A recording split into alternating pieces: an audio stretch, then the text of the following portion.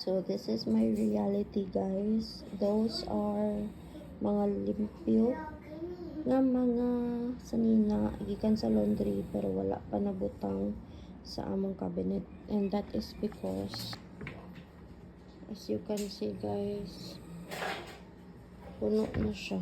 The studies area than mine. I need to rearrange it for it to have more space. I was super busy this past few days during my day off.